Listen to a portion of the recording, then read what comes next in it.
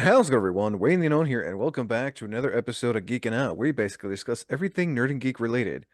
I'm joined here by Matthew of the D&D podcast 20 Sides for another segment on knowing that content creator. How are we doing tonight, Matthew? I'm good. How are you? I am doing really well. Again, I want to thank you for coming on to not only talk about the podcast you guys do, but also I'm glad to be doing another content creator interview because I haven't done it in a while. So, podcast Yes. D&D, I'm all for it. Um, so to begin, what made you guys come up with the name 20 Sides? Oh, that's a good question. I think we were trying to think of something that okay. So one thing, like coming up with a name for anything is the hardest part Oh of yeah. of it. We were like a couple of us were musicians like 10, 15 years ago, and we were always in bands. And the hardest part of being in a band is coming up with the name.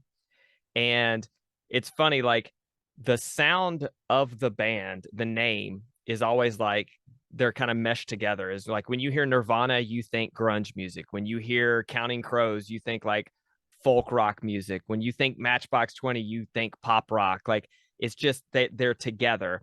And so a lot of the times, once you come up with the name, it honestly it doesn't even matter what the name is. It's what the product you put out is kind of like makes the name.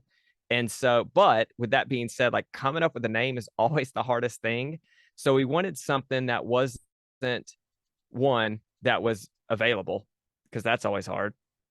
And then two, we wanted it generic enough to where um, you kind of were able to search it. You were able to know what it was, but it didn't pigeonhole us into one specific thing.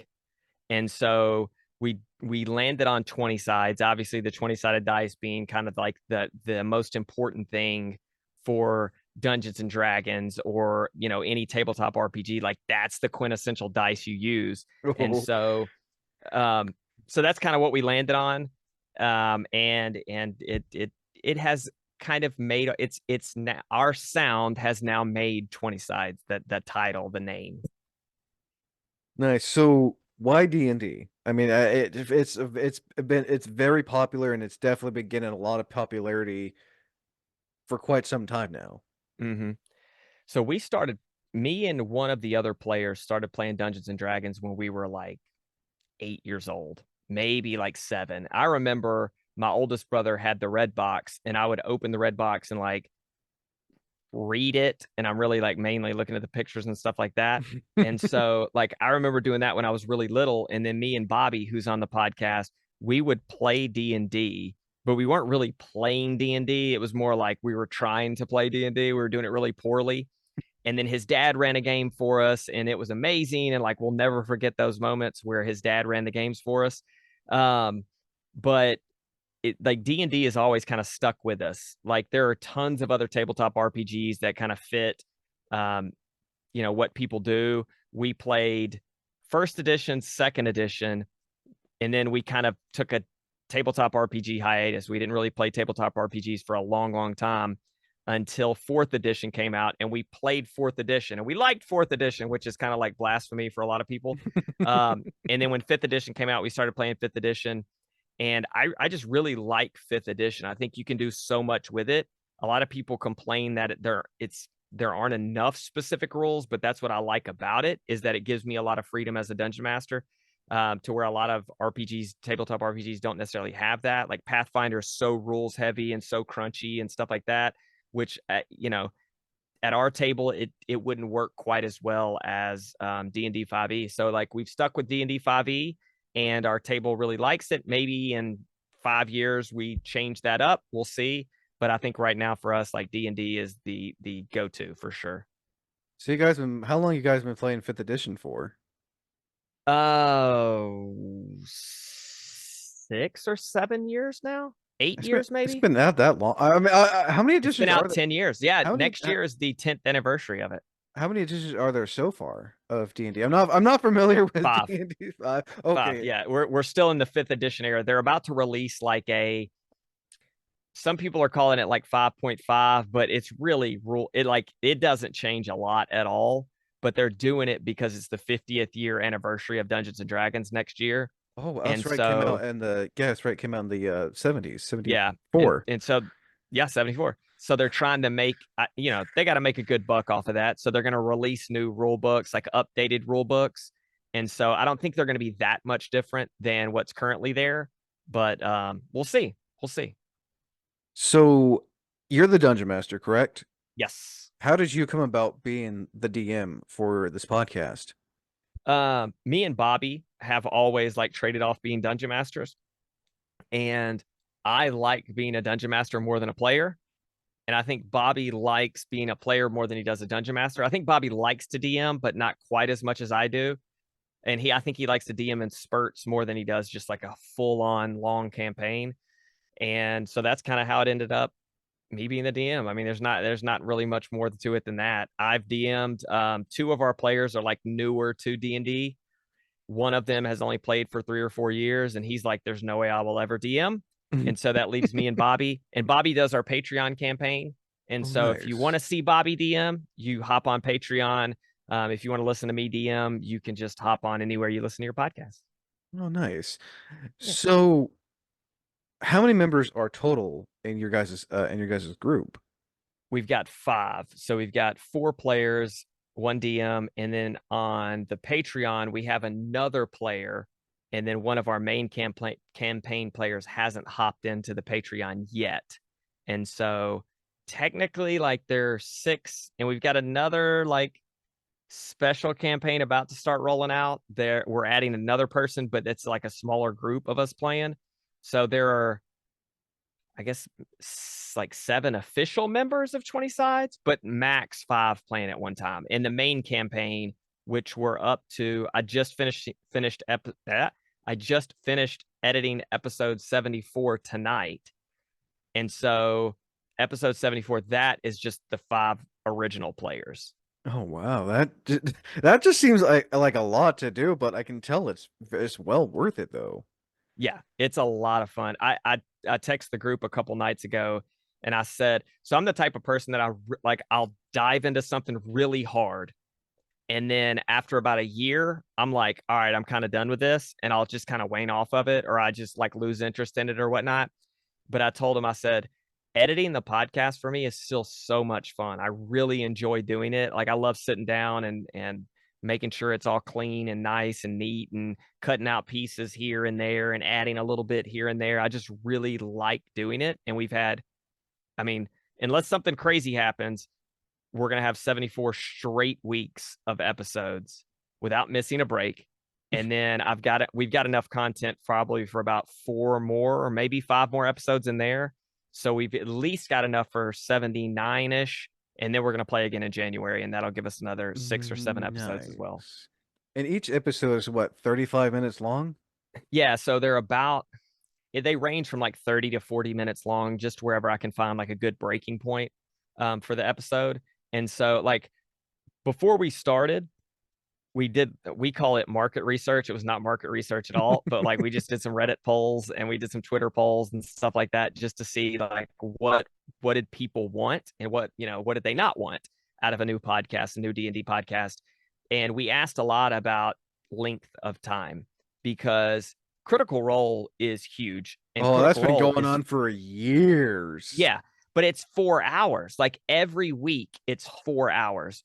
And so many people that I've talked to have kind of like fallen off of Critical Role because it's just so hard to keep up with the amount of content that they Mm-hmm. have. It's Yeah. just so hard to keep up. And we were like, we want people to be able to pop it on in the car and going to work, listen to a full episode. And so that's kind of where we landed on like that 30 to 45-ish minutes realm, is like, and that also leads it to, if you miss a week, you still only got 30 extra minutes to listen to. You don't have to listen to, like, if you miss a week of Critical Role, you got Mm. 8 hours of content to catch up on. And Oh that's a yeah, whole no. lot of content to catch up on. I So mean, we're really trying to cater, like, yeah, it's like a niche. Like we're trying to hit that niche of There just aren't a lot of D&D podcasts that are 35 to 40 minutes. They're Oh, all an hour and a half, 2 hours, stuff like that. I think the only other like I've seen a few. I've heard of a few. The other D&D. I've heard of a few D&D podcasts mainly through Spotify. I think the other one I heard. I think they're like they do 40, 50-minute episodes called Dungeon Daddies, I think. Okay, yeah. Dungeon Daddies. Yeah, But like, I mean, they're huge.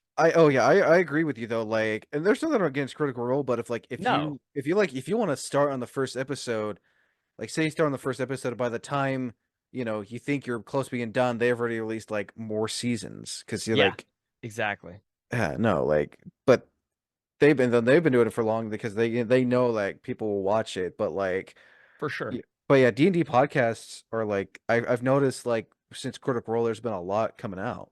Yeah, there's so many, and that's another thing. It's like the market is so saturated now Hmm. that to like break through that market, there, if somebody's going to listen to your D&D podcast, the odds are they're already listening to other D&D podcasts, and so you've got to sneak into their realm of content, and that includes TV shows and There's music they listen to and video games they play and YouTube they watch, and you got to somehow weasel your You're way hoping like the into. algorithm notices you basically. Yeah. You've got to weasel your way into their time slots. And we were like, it's a commute. It's either to and from work or Hmm. just to work or just home from work. And you do that most people do that 10 times a week. You go to work and from work 5 days a week. And so you can probably find the time to listen to 20 sides in that 5 days. So how many episodes have you done so far for 20 sides? So we've released, I think episode 69 released Monday. Sorry, that number always gets me. But I've edited up to 74. Ooh. And then, like I said earlier, we've got I've got probably 4 more episodes of content that I need to edit. And then I'll probably do that over the next week. And that'll be all the content we've recorded. And then we play once a month. And when we play, we record about 5 hours worth. And that gets cut down to about 5 or 6 episodes every time we play.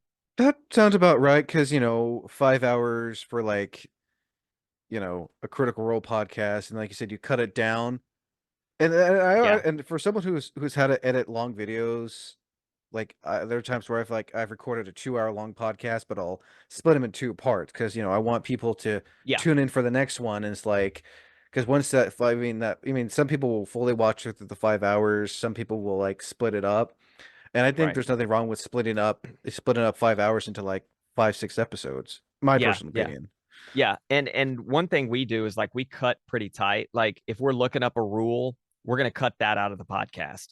There's not a lot of filler in our podcast where again, Critical Role, nothing wrong with it. It's phenomenal. I watched the entire first season and but there's a lot of not fluff, but I don't know what the right word to use. Like when they're looking up rules, when Hmm. they are, when there's just a little banter going on between people or players, not necessarily characters. Um, or when they're doing shopping episodes and stuff like that. Like we cut all of that out. And so you're getting 35 minutes, like a chunk, a good meaty steak of a podcast. Like you're getting the meat of Oh yeah. the plane. You're not getting a shopping episode, or you're not getting a 5 minutes of us looking up a rule or arguing about a rule or something like Oh yeah. that. You're No. not getting any of that. I That's all mean, getting cut out. I mean, Critical Role does it for the comedic effect, and also, and again, not that we're not bashing Critical Role. No, No, not at just all. saying, Matt Mercer, don't come after me. Don't come at us. Like, They're phenomenal. They're oh no, really, really they good. are they've earned their merit in the D&D community for sure. Like Yeah. that's like it's basically like I mean they've come so far to having their own animated series, Vox Yeah. Machina. Yeah. So Yeah. they've definitely earned that merit. What's it like editing the episodes? So it's so I did a lot of music before I edited a podcast. And so to me, editing a podcast is way easier than editing music because there aren't like 64 tracks all going at the same time that you got to find space for each of them. So, somebody, the listener can hear everything.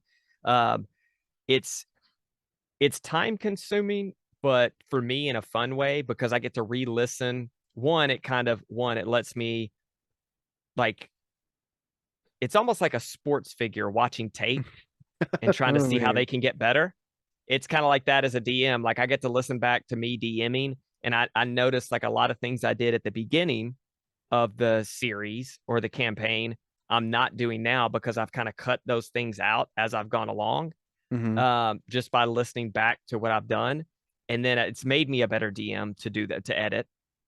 It's made me understand the lore of my own game better, because I'm getting to hear it again and again and again, as opposed to, so like, I get to hear it, one, when I plan it, two, when we play it, three, when I edit it, and then four, I'll listen when the episode's released. So I get to hear it four times, and really multiple times as I'm editing it.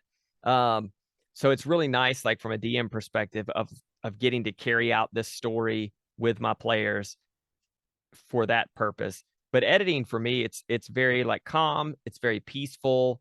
I don't cut out a ton, but I cut out some, and it's just a lot of clicking. I've got my templates already set up, so once we record, like, compression's already on everything, EQ's already on everything. I've got buses for like reverb and music and all that kind of stuff, so it's pretty quick now. When I first started, it took a little bit longer to kind of tweak everything to where it needed to be, but now that everything is where it needs to be and that template is solid, then I just load it up, we record and play, and then I'm able to cut and move things around and automate the volume and stuff like that, so it's not jumping out. I know a lot of D&D podcasts, unfortunately, the audio isn't great on them, and it's really hard to listen to them. And we like to say we have the best audio podcast out there for any D&D podcast, which I will stand by to this day. We have the best audio of any podcast. You can hear everybody clearly. You know everything they're saying. There's not a bunch of like table noise. There's not a bunch of like air conditioning noise and stuff like that. So we're pretty proud of the audio. But yeah, so it's very peaceful. It's been a good learning experience editing the podcast.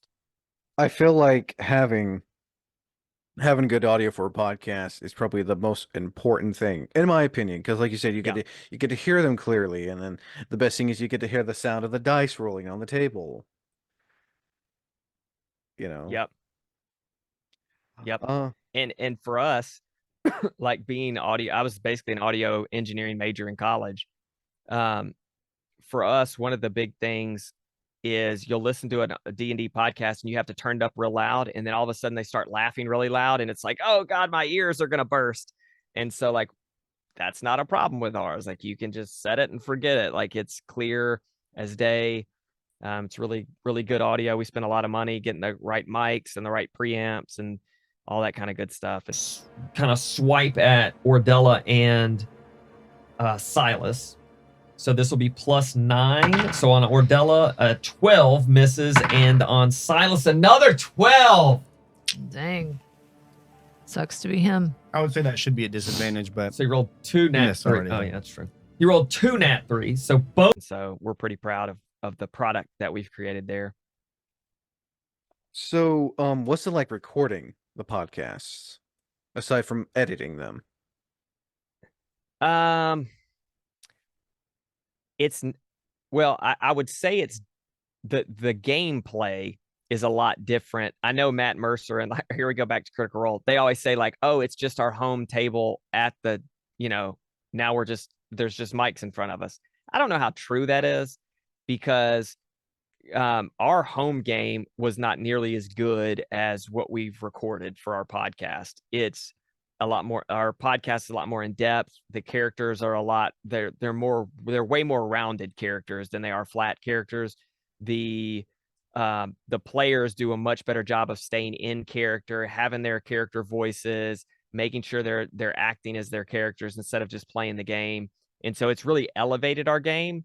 It's kind of weird having a microphone right in front of your face the entire time you're playing. And so the people that aren't used to having a microphone or using microphones a lot, Mhm. we had to kind of teach a couple of them, like, this is because there's a big difference in talking like this versus talking like this versus Oh, yeah. talking like this. Like, there's just such a big difference. And so just making sure that everybody kind of knew exactly how to talk in the mic. And then now, as of 2 or 3 months ago, we introduced some video to it too. So like there's cameras around everybody now. I was like, I took a quick glimpse at like their recent episode where it has everyone has, it looks like a Zoom, almost like a Zoom chat type of thing. Yeah. So we're still at a table. But we've got all these mics set up, and eventually we're about to move to a different room that's much bigger. And so it'll be nice to have a lot more space, and our Ooh. studio lights will be up, and we've got plans for like a nice background and stuff like that. So Very eventually that will fancy. be coming, and it'll be a lot like there'll be a lot more space for us to stretch out, which will be very, very nice. And so the only negative to recording a podcast at the table we use currently is the table. It's a big table. Like if you were to not have any microphones or any cameras or any cords set up, it would be plenty big to play D&D on. But we got cameras and microphones and cords So everywhere. eventually you're gonna need to get a much bigger table. Yeah. So- We're gonna try to do a triangle with 3 6-foot folding tables. Ooh. So 2 people will be at each of the tables, and I'll be at a table by myself. And so we'll have a good nice. like straight on angle for everybody. And microphones, it'll be spread out more, so microphone bleed won't be as big of an issue and things like that. So it'll improve the audio, even though our audio's, I think it's fantastic. It'll definitely improve the video a ton. And so we'll have some nice colored lights and stuff like that, getting a really good setup. So we're super excited about that. I don't know how long away that is, but hopefully right around the corner though. Oh yeah, no. I mean, I've seen like D&D podcasts where like they have like those big, massive, custom-made D&D tables where you can like put your dice here or you can Oh, put your yeah. drink here. It's just like, yeah, that's a lot of money, but I think just your standard tables are good enough in my opinion. Yeah, I totally agree. I mean, it really is just space. Like you need space. And I Oh, guess like if yeah, you weren't you do. recording, yeah. And if you weren't recording or anything like that, like, a normal kitchen table would probably work for a lot of people, especially a lot of people just use iPads now. They don't even use paper and they don't have all that stuff in front of them Mm-hmm. like we used to in the past. But I think the more space you can have, the better off you're going to be, especially with a Oh, no. microphone in front of your face and a camera in front of your face and all that kind of stuff. Oh yeah. I wholeheartedly agree. And then I know there are some D&D podcasts where they just like have like the little thing right here. Yeah, And like they're a little talking lapel mic. Yeah, but I think also like talking through like an actual like a podcast mic is pretty cool too, in my opinion. Yeah, that's what we have. We have Rode Procaster microphones, and then I use Ooh. this SM7B. So yeah, Nice. it's good. So, who are the members? I was like taking a quick look on one of the videos. Who are the members of your D&D campaign so far? Yeah. So players are Bobby. He plays Yarost, a Dwarven barbarian. Philip Nice. plays Seven, a Warforged cleric, and now he's playing a different character for non. I'm not gonna no spoilers. He plays a character named Silas. Jess plays a wizard elf, an elven wizard, a moon elf wizard, and then Tyler plays a half elven rogue. Nice. So that's our main campaign. It seems like you guys have had a lot of fun doing this. Oh yeah. It's like I was telling somebody today that doesn't even play D&D. I was just like, you don't know how much fun it is to get 5 or 4 people around a table, and you get to act so stupid and have so much fun, and the joy that you feel when you roll a 20 and you're playing make believe is just, it's uncanny, like how you can how much fun you can have together. And I think it really comes across in the podcast too, with like how much we laugh and the jokes we make, and it feels very organic as opposed to just like us putting on a show type thing. And it's just us. I mean, it really is just us playing D&D knowing that there's a podcast going, but having a really, really, really good time doing it. I'm also looking at like some of like one of the episodes you did 4 months ago where it, like shows all the characters, and that's pretty cool. Like what their characters look like. Who did the artwork for what the characters look like? Yes. Yeah. We had artwork done for. Yep. Yep. We got there's one guy, gosh, I can't even think of his name now. He's based out of Mexico, but we really liked his style of artwork. And so every time we've gotten anything created, we just immediately email him and say, hey, can you get us another one? And he'll say, yep. And he'll draw it out in a couple days and send it off. And we're like, yes, fantastic. Yeah, no, again, I'm just like looking through. So recently you started like actually showing your guys' self instead of like just like showing a background and audio, because I'm like I'm on your YouTube channel. What made you guys want to start showing yourselves Yeah. when doing your campaigns? So honestly, the algorithm. So YouTube, I mean, I can attest to that. That's the only reason. Yeah. So originally it was like, hey, let's just like, yes, we could put it just up on like Spotify and Apple podcasts and stuff like that. But we were like, what if no one gets, or what if there are people we're not reaching because we just don't have it on YouTube? Because even if we only get 75 views or 75 listens on YouTube, that's still 75 more people per episode that we wouldn't have gotten. Oh, if, yeah, no. You know, yeah, which is to us is a big deal, because then those people eventually will convert to just the audio podcast. And so we launched the YouTube, and then we've done our YouTube shorts, which are just our reels that we do on Instagram, posted onto YouTube. And our Instagram or our YouTube shorts have really high numbers for us. Like no, we'll get 8,000. Yeah, YouTube Shorts are like the thing now, I've noticed. Yeah.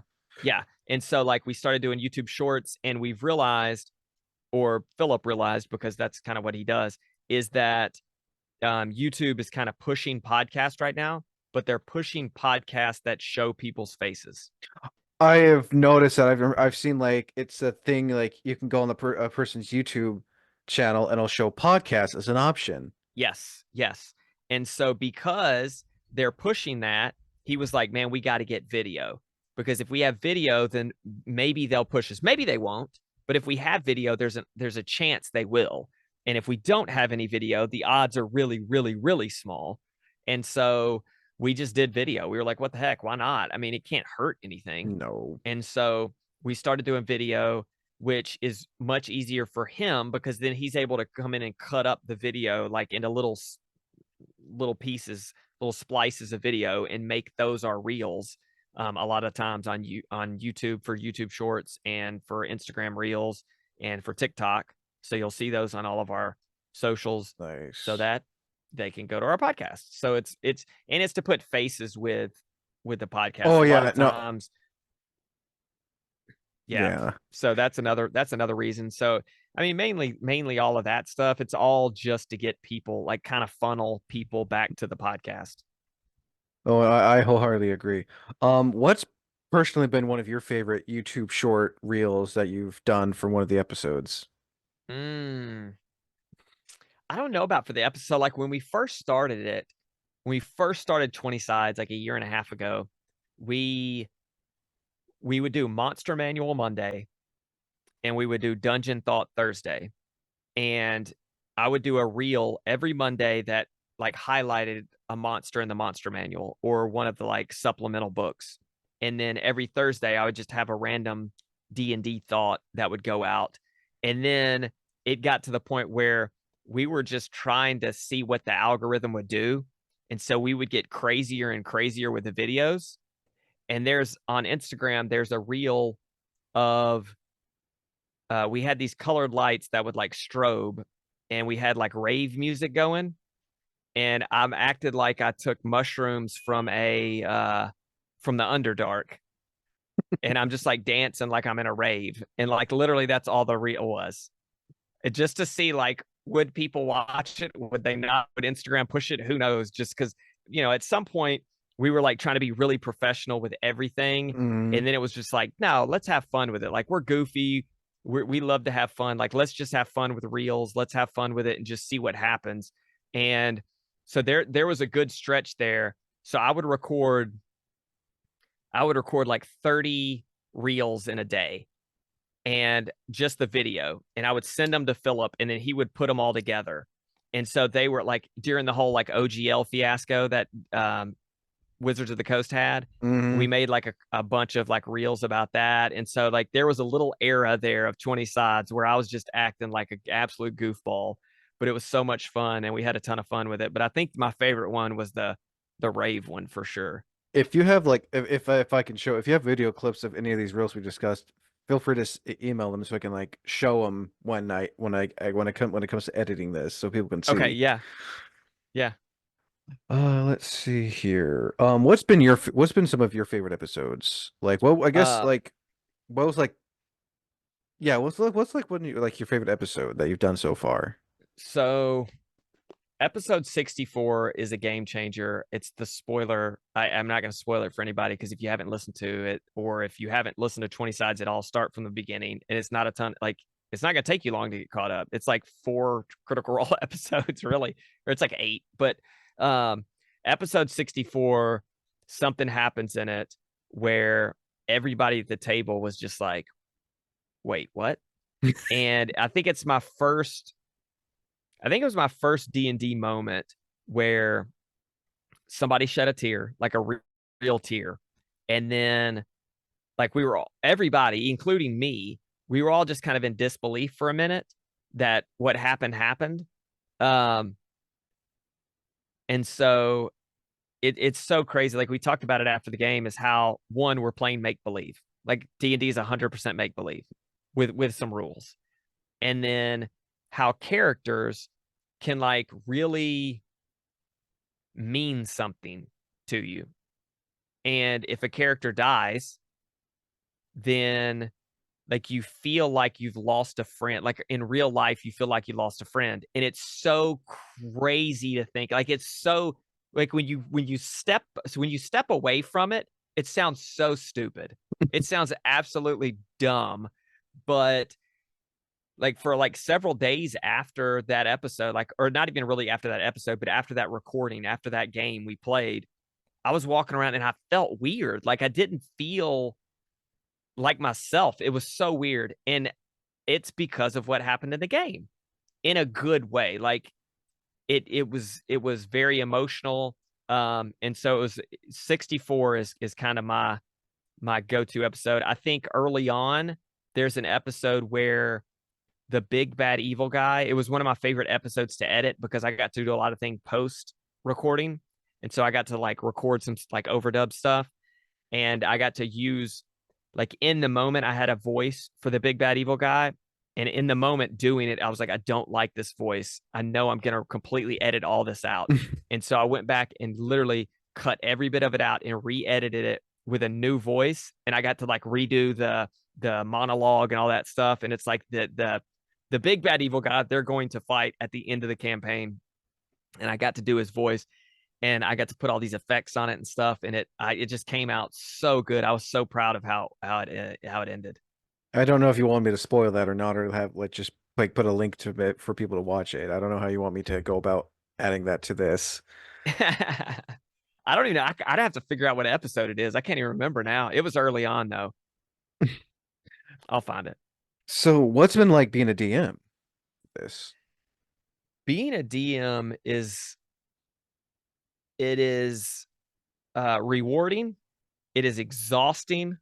It is so exhausting mentally. Like when I'm done DMing for 5.5, 6 hours, like I'm so exhausted. It's really, I love planning. Like I really love prepping for a game. And then if there's ever a lull in the game, I feel like I've failed. But in a 6-hour game, you're always going to have lulls. And I always try to remember that. Like it's okay to have a lull. Like at some point, people are going to be like, and just need a break. And so, but I've learned to prep and I've learned to love prepping for my games. And so that's been really fun. DMing is it's not for the faint of heart. That's for sure. Like if you have a ton of anxiety, or if you're scared to like get critiqued, your players are probably going to critique you like during the game. At least mine do. They're like, "What is this? This doesn't even make sense." And I'm like, "Shut up. Shut up." I mean, as a DM, you always make those. I've noticed, like when DMs, like they make those decisions that really like the party, like you motherfucker. Oh yeah. Oh yeah. Oh yeah. And I've learned over the course of like the last 3 or 4 years to always ask my players before the game, "Hey, where are y'all going next? What are y'all going to do next?" And I always tell them, "You don't have to tell me, but if you don't tell me and I don't have it planned, you're probably going to get a crappy game. But if you tell me and I have a chance to plan it, you're probably going to get a good game. It's totally your choice, but I've never had them not tell me." And so, like, probably 2 weeks before we play, maybe 3 weeks, I'll just shoot a text and be like, "Hey, y'all are still going in this direction to accomplish this, right?" And if I get, "Yep," then I'm like, "Good. I know how to plan and prep for the game." And it just makes things a whole lot easier. But there are always moments to where you're like, "Man, how am I going to respond to this? Or what am I going to do here? Or how do I improv in this moment something that I didn't think they would do," type thing. So, yeah. Nice. And I imagine there is a difference between being a DM and then also playing Oh, yeah. as a Playing character. is easy. Playing is just easy. Like you just show up. That's all you do. You just show up and you're ready to roll. And you get to do whatever you want. The DM has to figure out what to do with your antics. And so, yeah, I mean, being a player, you want to be invested. You want to be invested in the story. You want to be invested in the world that your DM has created. You want to be invested in like the quest you're on and stuff like that. And so, like, there are bad players out there that are trying to break games, and they're trying to like watch YouTubes on how to cast this spell and do this thing so you can do 800 damage at level 2, and you're just like, "Stop. Like, why? You're playing D&D. Like, you're not trying to win. Like, This isn't the this goal of isn't a, D&D is not to win." this isn't a video game where you can put in a cheat code to get infinite health or whatever. Like Exactly. it doesn't work. Right. And even if it does, like, most DMs are gonna be like, "No, you can't do that. That's stupid. Like, It's why are just you like trying to win?" Some people come to D&D with that like that video game mentality like you're talking about, and mhm. they want to win. Like it's like I've got to win. I've got to figure it out so that I can win. And it's like that's not what a tabletop RPG is. Like No. it's so far from it. And I think people that come in with the other mindset, I think, are a lot better off playing tabletop RPGs instead of just, "I want the best armor, I want the best weapons, I want to do whatever I want to do." And there's some people that take that concept too far of, "I can do whatever I want to do," and people get kind of crazy with that too, Mm. where they're like, "I'm talking to the queen," and they're like, I'm shooting an arrow at them," and you're like, "What? You're shooting an arrow at the queen? Okay, 12 guards come up to you and arrest you. Now you're dead. Make a new character." And they're like, "What? Why? Or Why do I have to make a—" or Yeah. roll to see if you can like get past the guards or whatever, you know? Yeah. So, yeah. So I think, but I honestly, there's probably not as much of that as there used to be because people can watch D&D now. Oh yeah, no, I mean I'm not like I mean as you can see I got the monster manual and the player's handbook. Yeah. I'm not familiar with D&D. I mainly bought them because I like how the art style is of the monster Oh, manual. cool. Yeah. But Yeah. yeah, no, I Yeah. mean I just I know with the DM there it takes a lot of prep work, Hmm. I'm sure, as a DM to get ready for your Yeah. next campaign to prepare whatever the party is gonna have to go through. Right. And it really depends. Like some DMs will wing a whole lot. Like they'll improv a ton and they're really good at that and their players really like it. And that's super cool. And some DMs prep out every little bitty thing in the world. I'm somewhat in the middle. Um, but I think I don't over prep, but I like to have a lot prepped. I like to have a list of a whole bunch of names just in case my PC or my players ask, "Hey, what's your name?" Like, I don't want to just be like, Carl. Like, I want to have a good name that like fits the world that we're in. I want to have a little tidbit of a backstory so that I can improv off of that tidbit as opposed to just trying to make up everything on the spot. I like to have a lot of features and locations ready or alternate quests ready. I like to have like to me the easiest is when they go into a dungeon, and I always say this, like if I can get my party into a dungeon, then I'm good to go because I have the rooms planned out, and that's the easy thing. If they're in like the city or if they're in a town, that's where it gets a little bit harder because you don't know where they're going to go or what they're going to try to do. And so, yeah, I like to have a ton prepped. I But need to get some water real quick. I need to pause it. Sorry. yeah, you're good. Oh gosh. So we were talking about basically how you're like sometimes you're in the middle of between ad-libbing and also you have prep work just because sometimes it's good to have a a quote unquote script too. Yeah, it's a good like healthy balance of both. If you're over prepped, then sometimes it puts you in a box and it's hard to like improv your way around that. If you're somebody that's like, no, I've got to follow this, and then if you don't have much prepped at all, then it tends to go awry. At least for me, it does. Some people can do it really, really well. I'm not one of those people, and I really like prepping. Like the more I prep, the more I learn about the world that we're creating together, and the more I learn about NPCs and the history of things and why this dungeon is here or why this dragon did this or why our big bad evil guy is trying to do what he does. And so I really like prepping it just because I'm creating a world. I think it's fun. No, I that's it sounds like a lot of fun, but also I'm sure it's also can sometimes be a pain too. Yeah. Yeah, it definitely is. It definitely is.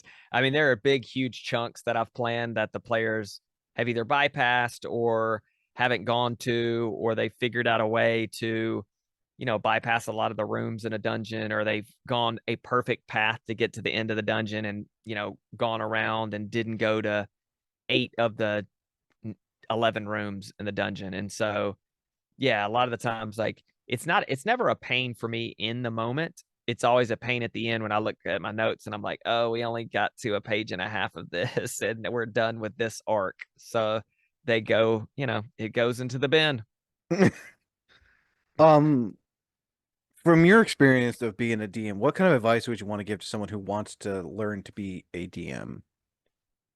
Honestly, watch and listen to DMing show or not DMing shows, live D&D shows or live plays.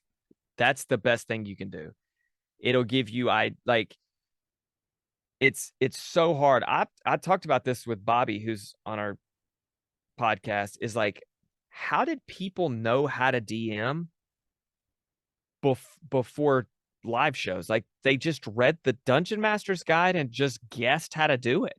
Like there's no, even in the Dungeon Master's Guide, it's just some rules. Like it's not there aren't pieces of a script that show like this is what would happen in a game.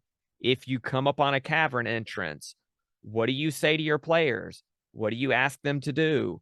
If your players do X, what do you do? If your players do Y, what do you do? If your players do Z, what do you do? Like none of that exists. And so for me, I think it's making sure you know the player's handbook enough. You don't have to know it like the back of your hand at all. Just read through most of it. Read through some of the Dungeon Master's Guide. Like a lot of the Dungeon Master's Guide, you don't need at all. It's a lot of just like lore and like how to build a city or how to build a world and things like that. So I would say kind of know the player's handbook so that you know what the players can and can't do and you can help guide them. And then watch some live plays. And then I would say if you've never run a game before, don't try to do a homebrew game yet. I would say run a starter set. So either run Lost Mines of Foundelver, run what's the Shipwreck Isle? I can't think of what it's called. Something Shipwreck Isle. And then there's one other one. There, like the ones that come in those board game boxes. yeah. I used to Run one have of those. I used to have one as a kid, and it was the one like with the Black Dragon. Yeah. Well, it was an older one from like 2004. Yeah. I would say run one of those first because they're shorter and they usually go to about level 4 or 5. It gives you a good starting off point.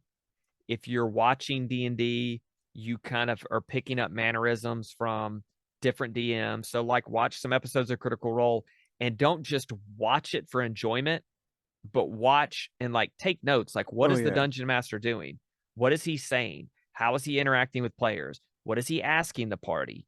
What is he describing? What is he not describing? What is she doing here and there? And so like really take in how those things work and then run one of those modules, read through it.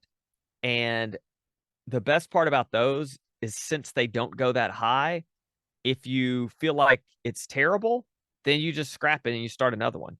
If you're trying to create your own world and your own campaign and your own adventure, and you've put so much work into it, and you realize after the first game that it sucked, and you got to scrap all that work, that's not fun. But if it's already a written module that costs $10, you go, this isn't good. Well, let's play something else, and you're good to go. So that's kind of my recommendation is always watch, read, and then run one of those starter sets first. I Oh, yeah. really liked Lost Mines of Phandelver. I've ran it 3 times now, and all 3 times it went really, really well. I honestly think it's a good. I mean, how I learned to play D&D was, I had the beginner set given to me as a kid. I played it once. I screwed up because I didn't know Yeah. what the Oh hell yeah. I was doing. I Yeah. also learned how to play D&D because an old friend of mine who's kind of like an uncle, he had one of those old rollout mats that had like the square pieces on them. Yep. Like those old, like from like the 90s. It looked like it was from the 90s or Yes. something. Yeah. And that like Like the that's dry erase ones. no, it was actually not the dry erase one. It had like Oh, it okay. had the squares already on it and everything. It was like a Oh, okay. rolling. But that's how I learned. I mean, I Yeah. haven't played D&D in a long, like since 2005. So it's been almost 10, it's been 9 It's years been a almost. minute. It's been a minute, but I like the concept behind it. I mean, like if I see a D&D game that's available to play on Xbox, I will play it because that's how I like D&D. It's like I have nothing against how people like how you guys do it or how Critical Role does. It's just Yeah. I just don't have I guess the patience or something for it. But it's always fun to Yeah. listen to and watch because like I love hearing how much fun these people are having. Yeah. Yeah. And it's like music. Like the golden rule of editing music is if it sounds good, it is good. It doesn't matter if you broke all the rules. It doesn't matter if you did something that it probably shouldn't have done. Like if it sounds good, it's good. And it's the same thing for D&D. Like if you're at your table and your players are having fun, then you're doing it right. And it's okay. You can always go back and correct rules. You can always go back and say, I think we did this wrong, or as a DM, go back and reflect and think, all right, I could have done this better.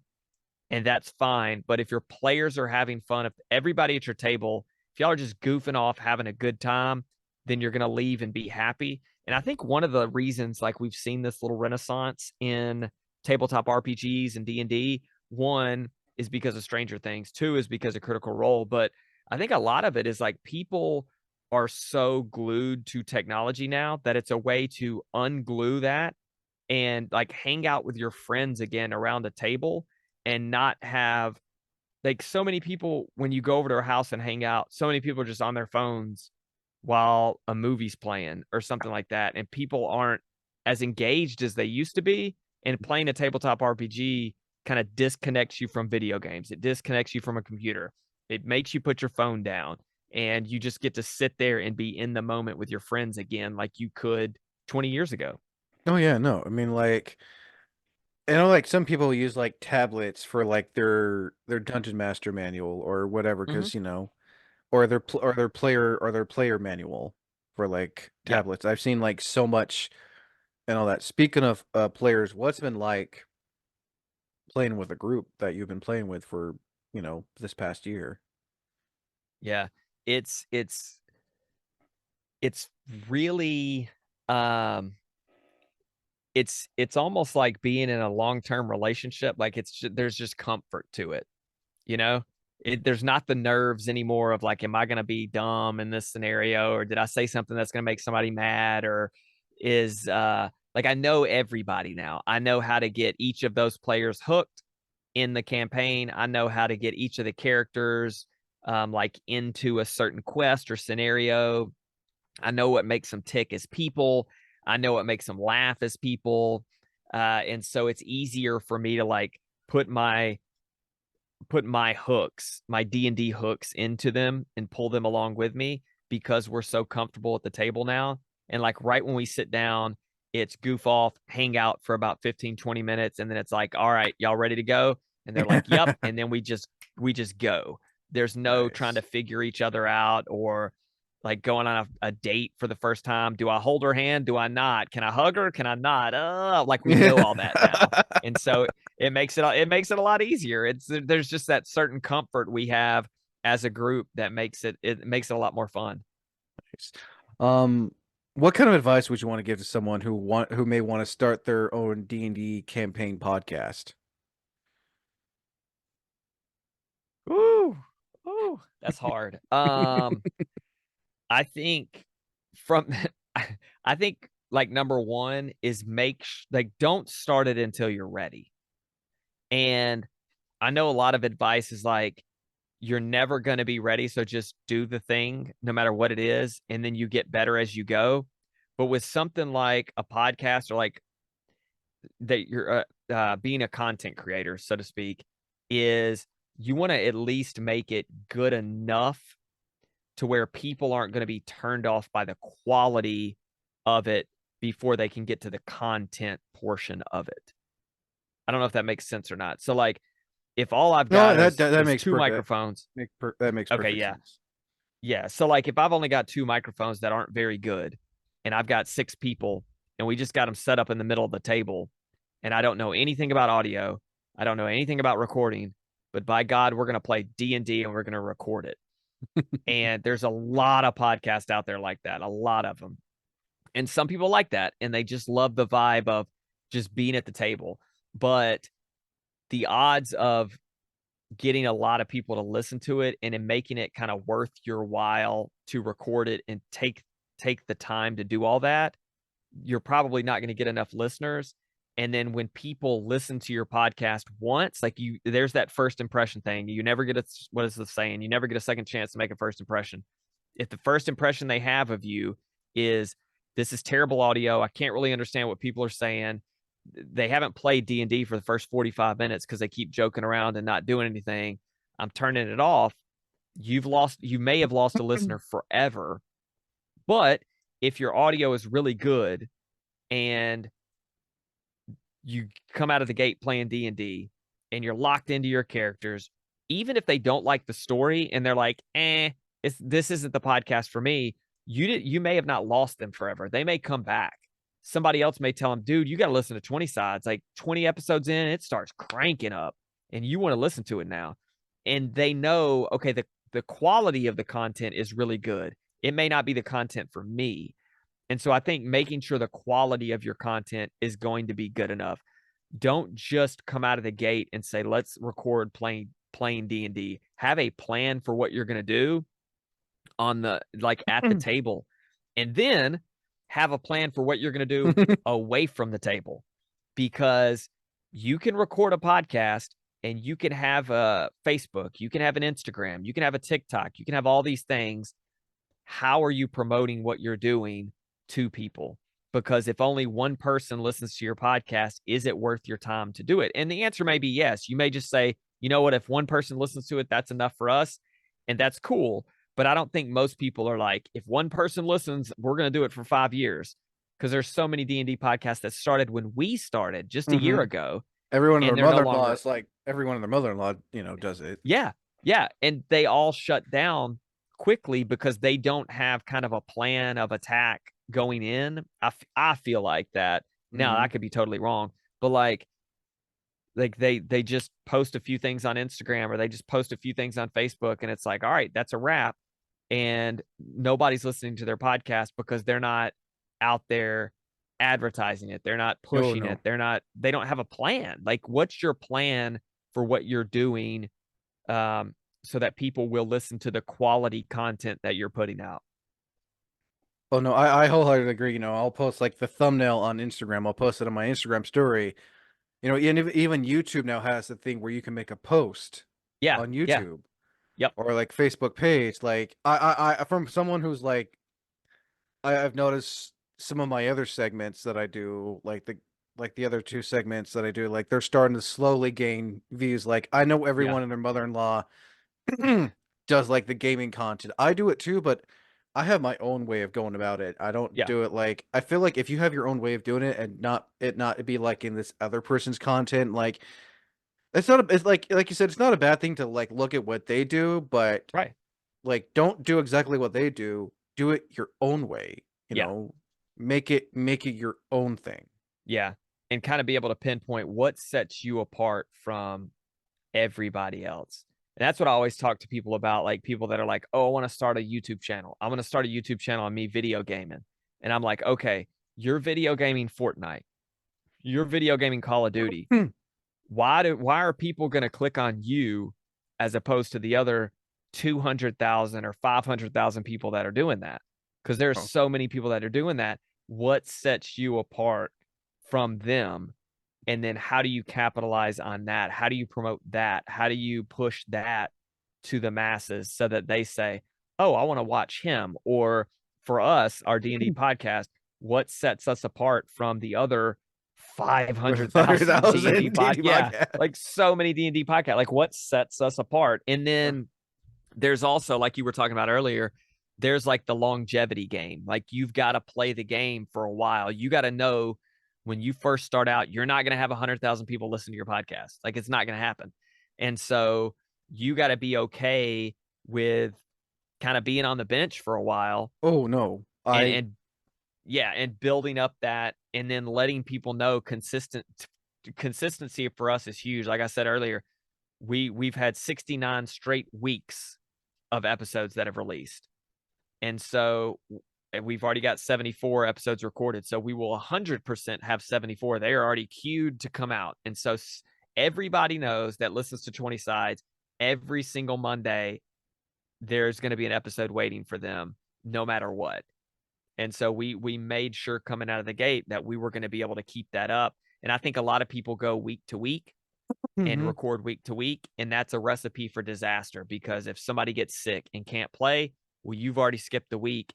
And every research that's ever been done shows that if your podcast isn't consistent, then you're going to see big dips and people Mhm. sometimes don't come back after a hiatus or we missed 3 weeks. I'm so sorry, but we're back now. Well, you lost a third of your listeners during that time and they're not coming back because the algorithm has now bypassed them and they don't even remember you because they've got 800 other podcasts they listen to and video games that they play and TV shows that they watch.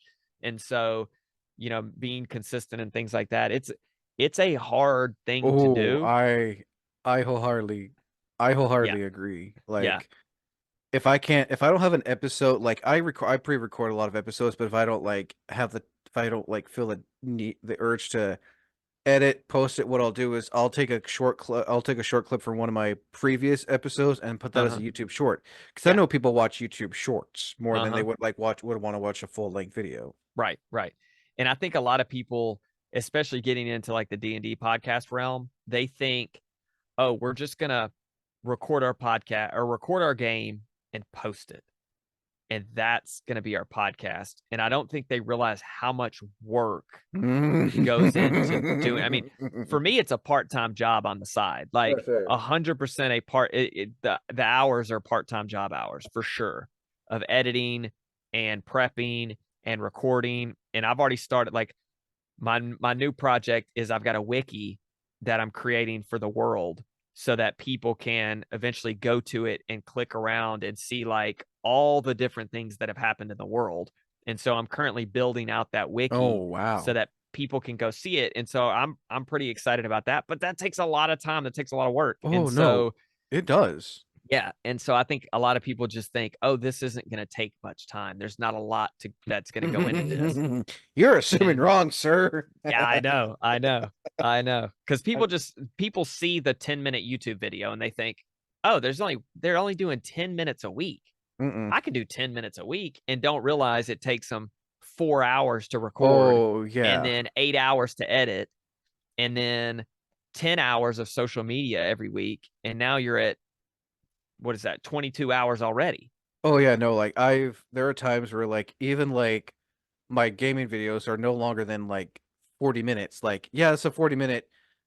Well, we've like recorded for like a whole like, we recorded for a whole hour, but then there's like I don't want to show each, a whole hour long video, so I'll cut out two things I didn't want to do, and I'll just like take that one part. But Yeah. later down the road, I may want to take those two other recordings and put them as a future episode. Yeah, exactly. Exactly. So Yeah, it's like, it's just it's a lot of work. Like, people need to realize it's a lot of work, and it's if for some people that part of it may not be fun. they think, oh, I just have to record and post. Like, nope. Yeah. There's along like a Exactly. 2 hour recording could take like 6-7 hours to edit. Oh yeah. Oh yeah. Oh I yeah. mean, And so like, yeah, and so thinking like, if you enjoy the D&D aspect of playing, you've also got to enjoy the editing aspect. You've got to enjoy the social media aspect. You've got to Mhm. enjoy all the things that come along with it, because if you don't, then you're going to hate doing a D&D podcast. Oh yeah, no. Like, you're going to like playing just like you like now, but you're going to hate all the other parts of it. So you already answered one question I was going to ask last. So now I'm going to ask this one question. What kind of impact has this had on you? Like, personally, what kind of impact has doing this podcast had on you? Oh, that's a good question. I'm definitely a lot closer. I mean, I'm not necessarily a lot closer with my friends, but there's something special about doing a project with people you really, really care about. And I think it's made all of us closer. Like, our families are closer than they would have been. Just us as people, as friends, we're closer than we would have been without doing this. Like I said before, like, I was in bands before, and it's always for me, being like a creative mind, it's so much fun to create with other people.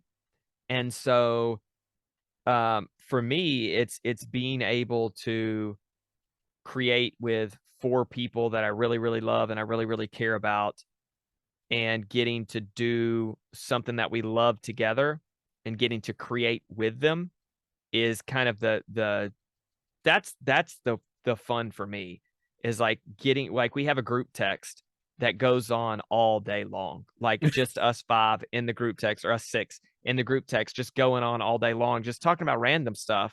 And then we'll talk about 20-side stuff as well. But it's a lot of like, hey, I just made this chocolate tonight. Y'all look at it. And we share that with each other because we love each other. Like, we care about each other. And that's so much, like, to me, that's what it's all about. Like, if you're in a band, that's what it's about. Yes, it's about playing music together. It's about recording. It's about playing live shows. Yes, we have a D&D podcast together. It's about doing those things, but it's really about like getting to spend more time with people you care about and people you love, people you have fun with, and getting to create with them, because we're all very creative minds. And so getting to like see that flourish and do something with people always makes it better than doing it by yourself. And so getting to like bounce ideas off of each other. And I've always been somebody that I love producing stuff. I love like making products, and as opposed to just like, some people can come home from work and watch TV for 4 hours and then go to bed and do it all over again. I'm just not that type of person. Like, I've got to be doing something with my time. And this is a really fun way to do something with my time. Nice. So, last but not least, and again, I'm glad to know that you and your friends enjoy doing this. I imagine there have been times where it's just like it takes a lot. I'm sure it also takes a lot out of you guys too, recording. Yeah. For 5+ hours. But like, I know in the end, it's like really worth it though. I can tell. Yeah. And it's so much fun. Like, in the moment, like, we're there.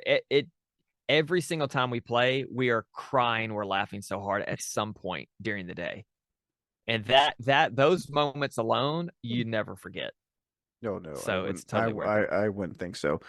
So last but not least, Matt, Would you care to drop your links below so people can find you guys on wherever, on any, whatever podcast platform you post, social medias, all that fun sure. stuff? Yeah, feel free to drop them. Absolutely. Yeah, feel free to let people know where they can find you guys. Yes, will do. So, anywhere you listen to podcasts, Spotify, Apple Podcasts, 20 Sides, just search 20 Sides, it'll come up. And then on YouTube, search 20 Sides, it'll come up. TikTok, all the socials, at 20 Sides Pod. So check us out on Instagram, Threads. We're on Threads even. TikTok. I think, yeah, whatever. All the socials. We have all the socials. And then anywhere you listen to podcasts, if you'd rather see us play with our faces, you can go to YouTube. If you'd rather listen in the car, hop on the actual podcast. And the actual podcast to me is like the flagship, where YouTube is just trying to funnel people to the podcast. So the audio is better on the actual podcast. Nice. yeah. Well, I think that should do it. Again, Matt, thank you for coming on. Can't wait to see what more you guys do, and can't wait to see what you guys do for the 2024 year. Thank you, sir. I appreciate you having me. Welcome. And as always, I am Wayne the Unknown. Until next time, thank you for listening, and as always, thank you for watching.